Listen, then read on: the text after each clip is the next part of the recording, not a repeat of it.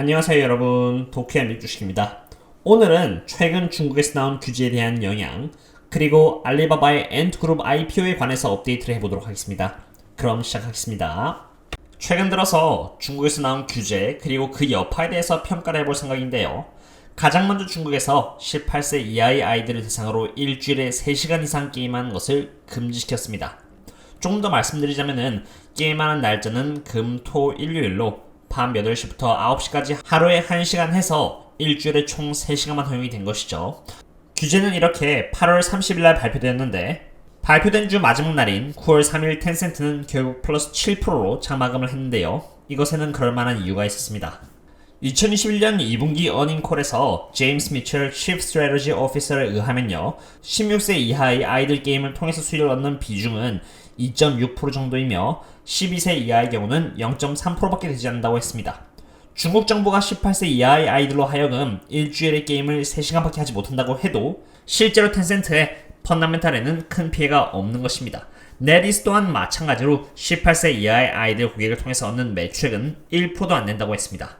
게임 규제 다음으로 8월 31일 날 전자상거래법 개정에 관한 발표가 있었는데요. 이것은 알리바바 그룹의 타오바오바오, JD.com, 그리고 핑두오도를 대상으로 내놓은 개정 초안으로 이 3개의 기업이 개정안에 따르지 않으면 벌금을 부과받게 됩니다.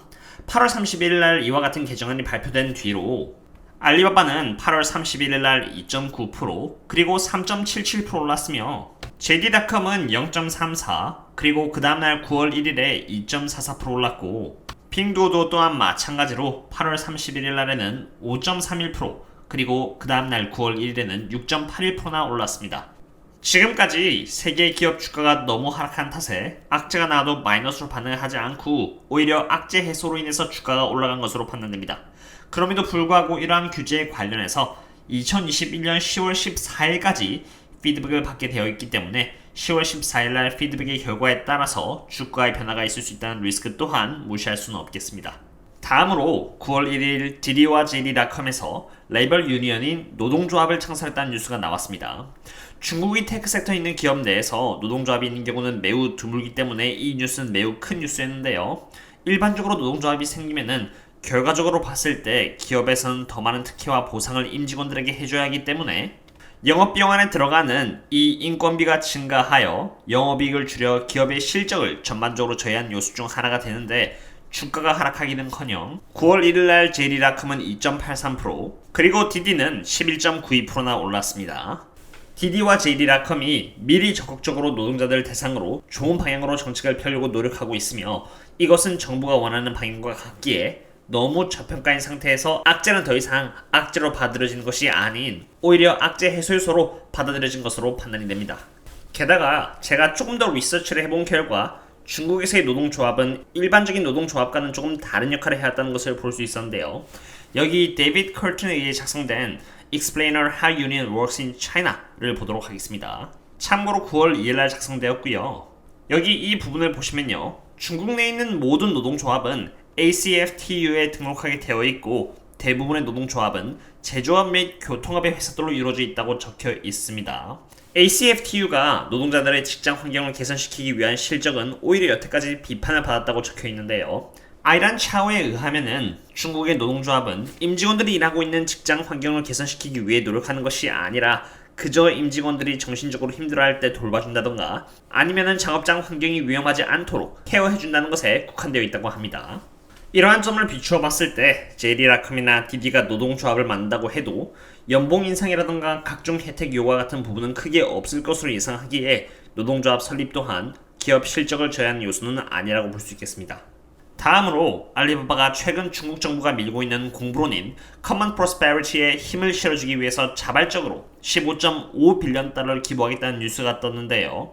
마치 중국 정부가 무언의 압력을 가해서 알리바바가 억지로 기부한 것처럼 보이나 사실 이것은 어차피 해야 할 것을 미리 알리바바가 공론화시켜서 한 것뿐입니다.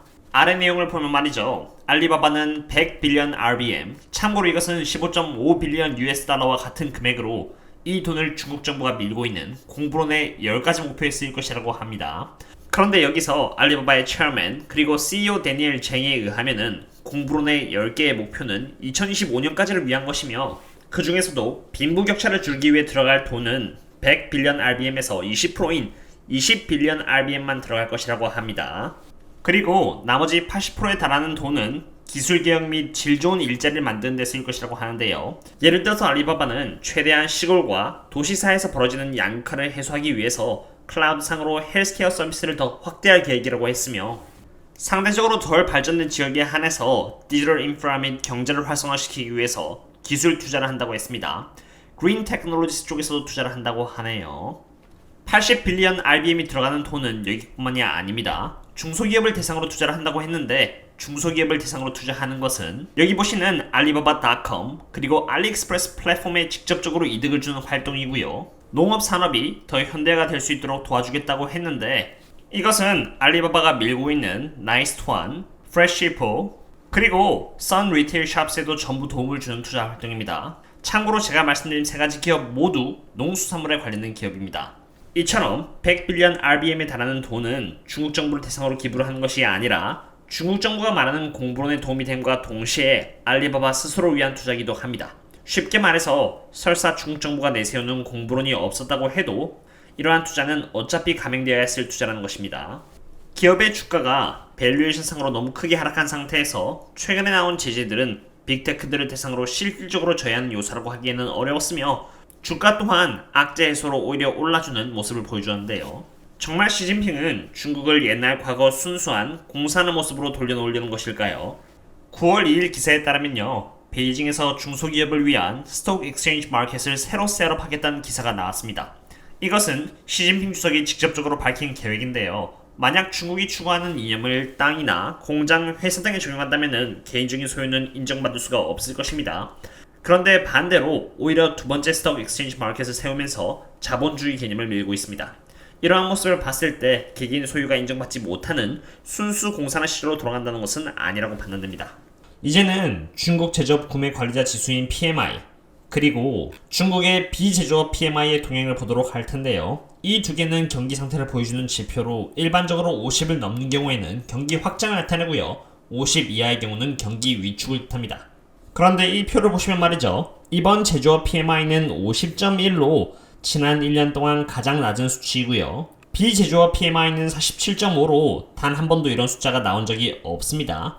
중국은 일반적으로 굉장히 빠르게 성장한 나라의 표본 중 하나였는데, PMI가 50 아래로 내려왔다는 것은 경기 위축을 나타내고 있는 것이고, 경기 위축이 된다는 것은 지금 중국이 밀고 있는 공부론에 브레이크가 걸릴 수밖에 없음을 보여주는 지표입니다. 이렇게 되면 중국은 경기 위축을 막기 위해서 여러 방법으로 돈을 풀 것이라고 봅니다. 마지막으로 알리바바의 엔트그룹에 관한 업데이트인데요. 2021년 9월 1일 나온 기사에 의하면 엔트그룹이 다시 IPO를 준비하고 있다는 기사가 떴습니다. 중국 정부에 의해서 뒷받침되고 있는 제지양 투어리즘 인베스트먼트 그룹이 35%의 지분을, 그리고 엔트그룹이 35%의 지분을 갖게 될 예정이라고 합니다. 그리고 만약 엔트그룹이 IPO를 하게 된다면 과거와는 다르게 엔트그룹의 밸류에이션이 크게는 절반 이상으로 날아갈 수도 있다고 합니다. 여기 이렇게 절반이라고 적혀있죠.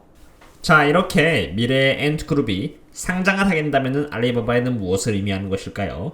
중국 정부가 원하는 것은 많은 양의 데이터를 컨트롤하는 것입니다. 이러한 상태에서 엔트그룹은 굉장히 많은 양의 데이터를 다루고 있는 핀테크 기업이죠. 중국 정부가 뒷받침해주는 제지양 투어리즘 인베스트먼트 그룹이 엔트그룹의 35% 지분을 갖고 가게 되는 것이니까 중국 정부는 데이터에 대한 컨트롤을 할 수 있게 되는 것이고요. 엔트그룹에는 알리바바의 지분이 들어가 있으니까 쉽게 말해서 알리바바와 중국 정부는 한 배를 타게 되는 것입니다. 중국 정부와 알리바바가 성공과 실패를 이제 함께하게 될 것이니까 한 배를 탄 중국 정부 입장에서는 더 이상 규제를 세게 내놓을 필요는 없을 것이고요. 그렇게 된다면 적어도 지금 중국 관련 기업에 대한 투자 분위기는 미래에 조금 더 나아지지 않을까 생각됩니다. 어떠셨나요, 여러분? 오늘은 최근 중국 정부가 내놓은 규제들이 실제로 중국 기업들에 대해서 미치는 영향에 대해서 분석해보았습니다. 중국 기업들은 중국 기업이라는 것 자체만으로도 리스크가 없다고 할 수는 없습니다. 그러므로 지금의 주가가 보여주는 그 저평가, 그리고 중국 기업이 갖고 있는 그 리스크를 잘 저울질하시어 투자를 적절히 하시면 되겠습니다. 물론 리스크가 100%라 생각하신다면 아예 안 하시면 되겠죠. 오늘의 분석은 여기까지 하도록 하겠습니다. 그럼 또 다음에 다른 기업 분석과 함께 찾아뵙도록 하겠습니다. 다음에 또 만나요. See you later.